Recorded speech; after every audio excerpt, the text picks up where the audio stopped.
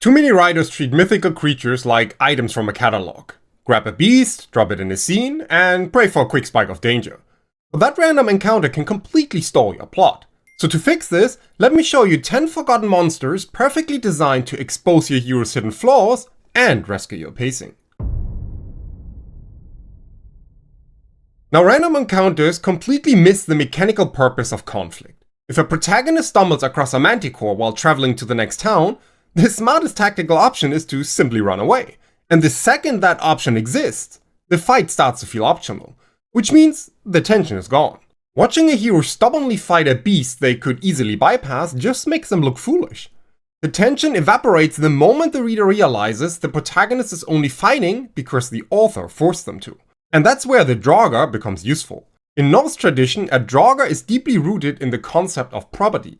This undead guardian is fiercely bound to a specific location, whether that's its own grave mound, a stolen hoard, or a patch of ground it simply refuses to surrender.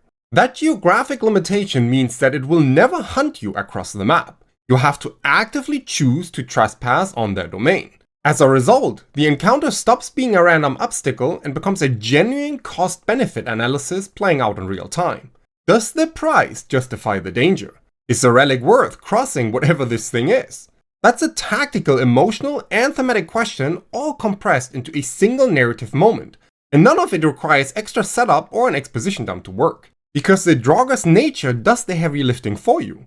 Location-bound creatures work so well as a structural device precisely because they force your protagonist into a corner without a convenient exit. A lot of writers build elaborate reasons to keep a hero from retreating, like collapsing tunnels or captured companions, and those tools do work, but a monster that simply refuses to leave its threshold is sometimes a much stronger and less overused option.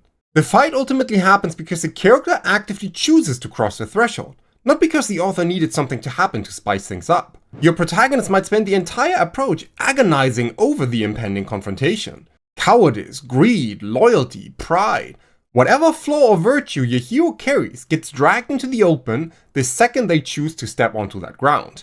And that idea gets even stronger once the guarded play stops being one tome and starts shaping how an entire region works. You see, monsters do not exist in a vacuum, and yet still, many writers treat them like isolated spawn points in a video game. They drop a predator right next to a trade route and assume the locals simply endure the daily danger. This completely undermines the reality of your setting. Creatures are fundamentally bound to an ecosystem. They shape roads, warnings, taboos, trade routes, bedtime stories, and even the tone people use when the sun starts dropping behind the hills. If a lethal entity has claimed a specific river for 3 centuries, the nearby settlements will not sit idle. A community bordering that territory naturally bends its entire way of life to accommodate the beast. So consider the concept of the Taniwha from Maori tradition here, beings most commonly associated with bodies of water like rivers, lakes, harbors, and the sea, though some traditions also place them in caves or on land. Taniwha act as a dangerous predator, but they also function as respected environmental guardians. Because of this dual nature, they are never treated as simple pests waiting to be slain by a wandering protagonist. Taniwha strike and punish the moment they feel a character behaves disrespectful to their environment. That gives the writer a much stronger tool than a surprise ambush in the trees. Now, the obstacle here carries social weight. A hero trying to cross a river isn't only dealing with water and potential monsters, they are also dealing with ferrymen who refuse passage, village elders who brand the hero reckless or disrespectful, and companions questioning whether the mission is worth the cost. And that's gold for pacing, because one monster has now activated the whole of what I call the conflict triangle. Suddenly the river itself acts as your external barrier. Arguing over whether to break the local taboo creates immediate interpersonal friction, which ultimately drags your protagonist's deepest internal flaw into the light. Essentially, the scene stops being, can they win the fight? And the real question becomes, what are they willing to disrespect to get what they want? Do they respect the local sovereignty and lose precious time on their quest? Or do they force their way through the crowd and become an outright villain in the eyes of the people living there? Every decision the hero makes regarding that beast ripples outward to affect their reputation. But while breaking a community law generates excellent friction, the most effective monsters bypass society completely and go straight for the hero's inner circle. Now, a corpse can wreck a plot, but a mother's corpse? That can wreck a character. That's why the Strigoi is such a brutal tool for fantasy writers. Instead of sending the hero out to hunt some distant creature, this thing comes home wearing the face they still haven't finished grieving. In Romanian tradition, the Strigoi doesn't just rise from the grave to hunt random villagers. Often born from an improper burial or an unnatural death, it is said to target its own surviving bloodline first, returning to the very people who mourn it. Folklore warns that it systematically drains the vitality of its relatives, bringing sudden sickness to the household. As a result, the creature turns a quiet sanctuary at home into an inescapable psychological trap. It doesn't need to physically break through locked doors or fight past armed guards meant to keep out normal monsters. Instead, it uses the protagonist's own emotional vulnerability as a skeleton key. Because a grieving child or a desperate spouse will willingly unbar the front gate the second they hear a familiar voice pleading in the cold. So the creature effortlessly slips right into the domestic spaces where the protagonist feels safest, simply because the family actively invites it inside. Instead of relying on cheap jump scares, the horror here stems from pure grief. Your hero might be ultimately forced to execute a twisted version of someone they love. That intimacy poisons every tactical choice during the fight. And because traditional lore requires exhuming the actual corpse to destroy the heart, the required method of defeating them is just as traumatizing as the attack itself. The monster leverages the protagonist's compassion as a weapon, turning their most human qualities into their greatest tactical weakness. Think about the weight that puts on a single scene. No matter how awesome you write a battle's choreography, it cannot manufacture that kind of pressure, because the source of the tension here is entirely internal. But setting up an encounter with this kind of emotional weight requires knowing exactly what your story is actually about.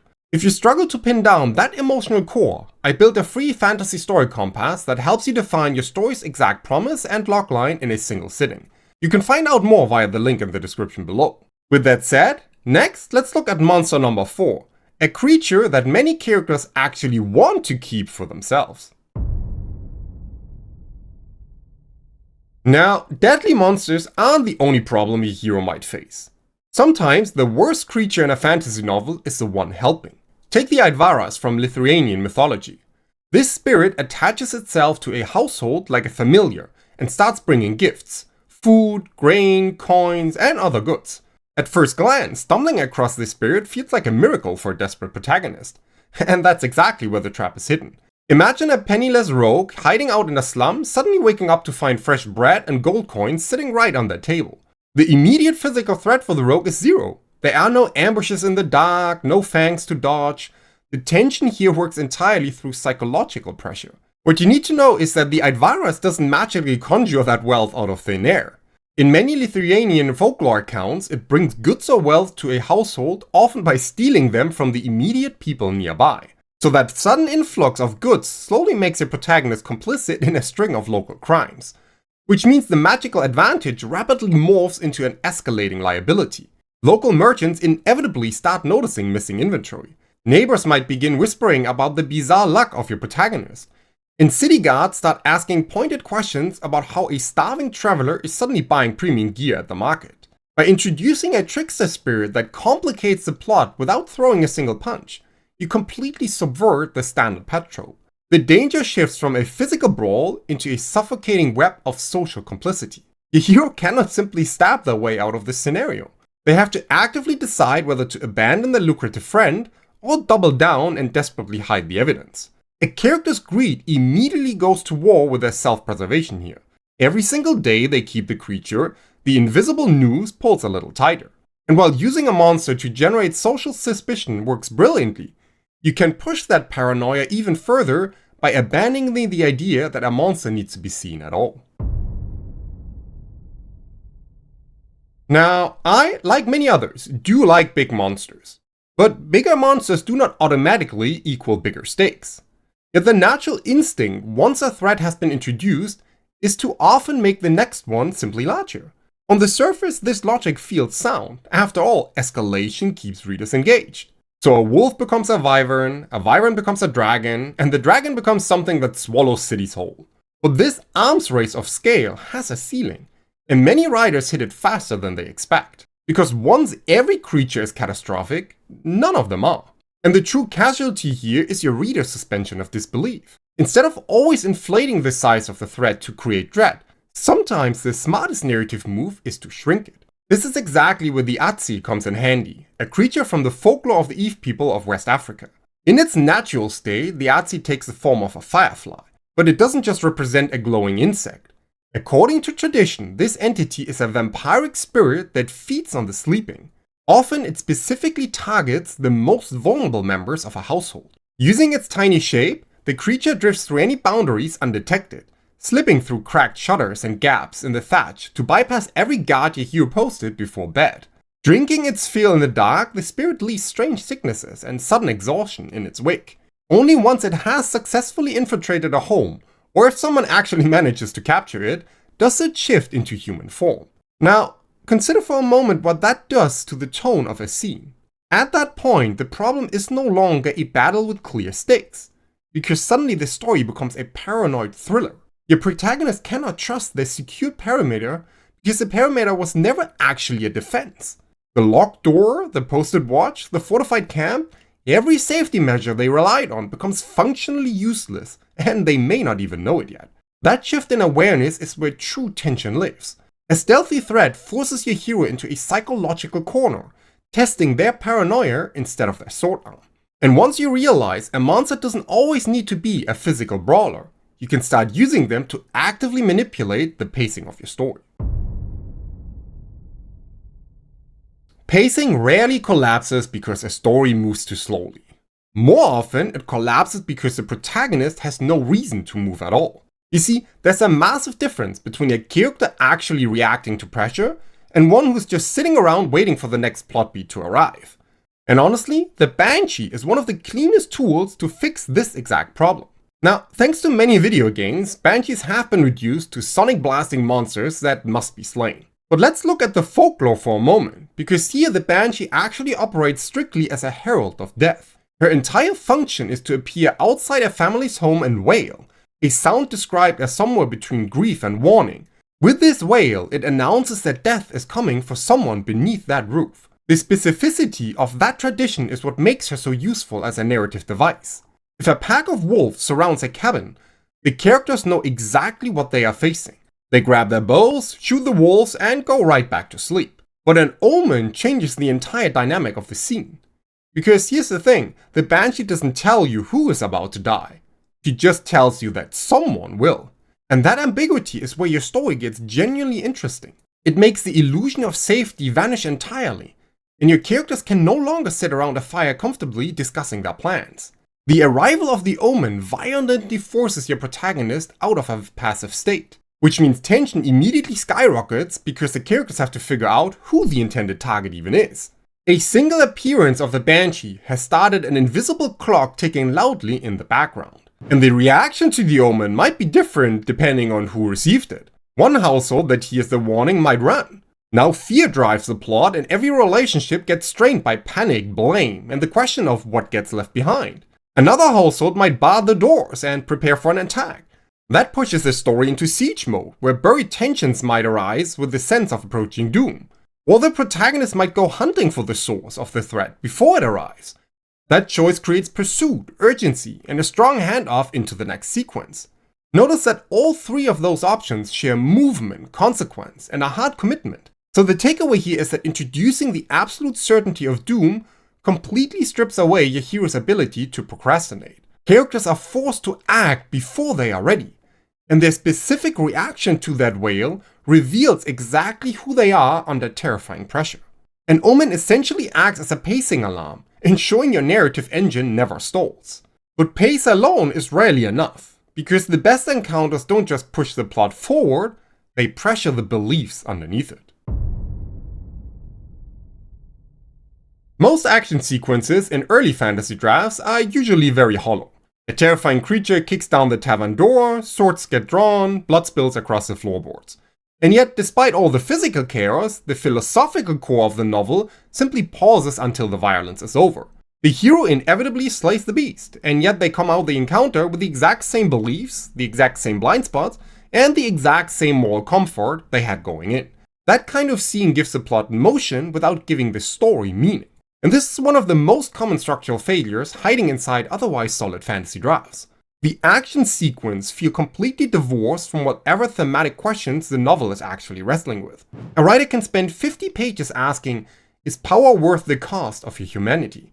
And then design a climactic creature encounter where the answer to that question is completely irrelevant. The fight and the theme exist in entirely separate rooms, and the reader feels that disconnect, even if they cannot name it. This is exactly where the Vetala becomes one of the most sophisticated tools in the mythology catalog. In Hindu tradition, the Vetala is a spirit that inhabits corpses. It hangs upside down from branches in old cemeteries, already animating a dead body, and waits to confront any passing traveler who dares approach. The Vetala poses riddles and moral dilemmas to anyone bold enough to get too close. The most famous version from a classic collection of Hindi tales is about a king who must carry a Vetala-possessed corpse on his back, and the spirit relentlessly interrogates him on matters of justice, dharma, and moral responsibility as they travel through the dark. The king cannot put the corpse down, and he cannot refuse to answer either. He is trapped in a moving philosophical debate while managing a physical threat. The Vetala essentially acts as a hostile philosopher. By designing a creature that poses moral dilemmas rather than simply attacking, you force the protagonist to articulate their worldview under duress. That's when characters reveal who they really are, not during rehearsed conversations around a campfire, but mid-crisis, when the wrong answer has an actual consequence attached. The result here is that the action and the theme fuse into a single scene, and neither one is optional. That dynamic creates a unique trap for the character. If the hero knows the correct answer and selfishly stays silent, their head will supposedly shatter into pieces. But if they speak to answer the riddle, the spirit immediately escapes back to its tree. So it looks like an unbreakable loop. In order to actually break it, the hero must face a dilemma so complex they actually do not know the answer. That honest surrender of their own ego allows them to remain silent without penalty, finally breaking the creature's hold over them. Ultimately, the real victory isn't killing the monster, it's the hero finally waking up to a truth they were previously blind to. And designing encounters that flawlessly fuse action with character growth is not an accident. It's a deliberate craft that I call conflict-first design. If you're ready to stop scattering random threats and start building a minimum viable world that actively tests your hero, I teach this exact framework inside my complete system for writing your fantasy novel. Link is in the description below. But while testing a character's philosophy by using something like the Vetala requires sharp dialogue and a threat they can actually see, sometimes the most effective way to challenge your hero is to strip away their ability to perceive the danger entirely. Now, testing a character's philosophy with a talking creature provides incredible thematic depth, but eventually the actual violence still has to happen. And honestly, most fantasy combat reads like a dry instruction manual. A lot of writers think a fight scene becomes intense the moment they can clearly map every motion of characters and creatures across the page. But reading these sequences feels less like surviving combat and more like studying a rehearsed dance. The sheer volume of mechanical detail completely suffocates the tension of the scene. The majority of readers simply does not care about the geometric angle of every sword swing. They care about the bloody consequence of the blow. And this is where the Kamaitachi becomes so interesting, because it attacks the reader's senses. Usually action scenes lean heavily on the sense of sight. Authors describe what the hero sees, where the beast stands, how its limbs move, and where the blade lands, as if precision alone can create intensity. But clean visual tracking usually lowers panic instead of raising it. Why? Because clarity creates distance. The second the reader can calmly picture the whole exchange from above, the scene stops feeling like danger and starts feeling like coverage. In Japanese folklore, the Kamaitachi rides on a dust devil, a spinning column of wind, and it's supposed to move so fast that it's functionally invisible. No traveler ever sees it coming. The only evidence it was ever there is a sudden bloodless cut appearing on the skin. In some regional variants, the attack is explained by a trio of weasels. The first knocks the traveler down, the second cuts them with its sickle-like claws, and the third applies a healing salve so the wound bleeds little or not at all. Either way, think about what such a threat forces a writer to do. The moment your creature cannot be seen, you lose the entire visual toolkit most action scenes depend on. Gone are the teeth, the claws, the wingspan, the dramatic silhouette against the moonlight. And that loss is actually an enormous gift, because suddenly you are forced to write the experience instead of just the visual spectacle. You have to describe the sudden drop in temperature before the attack lands, the sharp sound of tearing fabric, and the sheer disorientation of bleeding without understanding why. That sequence of sensation, confusion, and consequence creates far more dread than a basic claw swipe ever could. Because the protagonist cannot simply block the next attack, panic naturally escalates. They might end up swinging their sword blindly into the wind. You see, applying this invisible constraint works absolute wonders for a stagnant plot, because it instantly strips away the illusion of control from a hero who relies too heavily on their physical prowess. And you certainly do not need to use this specific mythological weasel to apply the lesson to your own book. Any standard encounter can be drastically improved by dimming the light sources, dropping a thick fog, or simply making the enemy too fast to track visually. Restricting a hero's vision inherently raises the tension in the scene. It grounds the terror directly in their physical senses. But while an invisible threat creates fantastic external panic, a monster that perfectly understands the protagonist's hidden desires can sometimes be far more dangerous. If you ask me, temptation in modern fantasy is usually written far too cheaply, because writers fundamentally misunderstand what actually makes a lure dangerous to a protagonist. Consider a cursed artifact glowing on a pedestal, or the villain offering gold or power or a shortcut, and the hero, who has supposedly been fighting for something that matters, pauses for exactly one beat before sensibly walking away. The reader feels nothing here, because the temptation was never actually designed for that character. It was designed for anyone, and a trap built for anyone will catch no one. Refusing a random chest of coins does not prove your character has a spine of iron if they never cared about wealth in the first place. So let's look at what the Greek siren does instead, because most people get them completely wrong. Too often they are portrayed as basic mermaids relying exclusively on cheap sex appeal to distract sailors and crash ships. But the older tradition is far more interesting than that. In Homer's original text, they do not just sing pretty songs. They promise Odysseus hidden knowledge, claiming to know what the Greeks and Trojans suffered at Troy, and to possess deep understanding of everything that occurs across the earth. Because Odysseus is a man defined by his cunning and his desire to know, that specific offer is almost unbearable. So at its core, the siren song promises truth, specifically the truth that the listener most desperately wants. She reads her target and tailors the hook to fit exactly the wound the prey has been carrying all along. A grieving father sailing past those rocks might hear the laughter of his deceived son echoing over the waves. A disgraced general might hear the deafening roar of a triumphant crowd welcoming him home. The creature digs directly into the human mind and extracts the single thing the traveler cannot bear to leave behind. Now, with all this said, let me give you the practical takeaway here. Before designing any seduction type encounter, go back to your protagonist's core wound, whatever emotional need or distorted belief drives the arc, and ask what single offer would make them genuinely consider betraying everything they've built. That answer is your siren song. Walking away from that kind of personalized temptation requires a painful sacrifice of a character's ego. And now your audience will actually respect the protagonist for surviving, because the cost of walking away is brutally clear. Tempting a character's flaw creates great internal conflict, and when a character finally succumbs to that flaw, you need a monster that physically represents the fallout. World building rarely fails because the magic system lacks rules. Far more often, the foundation crumbles because breaking those rules carries absolutely no personal consequence. Complex magical laws mean nothing if the penalty for violating them is never defined. Without a severe repercussion looming in the background, readers have zero reason to fear a protagonist making a reckless choice. That's exactly the structural gap that Wendigo traditions among several Algonquian-speaking peoples of North America can help illustrate. When winter chokes the northern forests, resources vanish beneath the snow, and weeks of freezing darkness slowly drive isolated hunting parties to the absolute brink of sanity. In many tellings, the Wendigo is tied directly to human transgression. What makes this mythology so harrowing is that the monster is often made rather than simply encountered. In some traditions, an individual becomes a Wendigo after cannibalism, or through overwhelming greed and spiritual corruption under conditions of famine and isolation. The moment that threshold is crossed, the transformation begins. And here's the part that makes it genuinely terrifying. In many tellings, their hunger never ends, regardless of how much is consumed.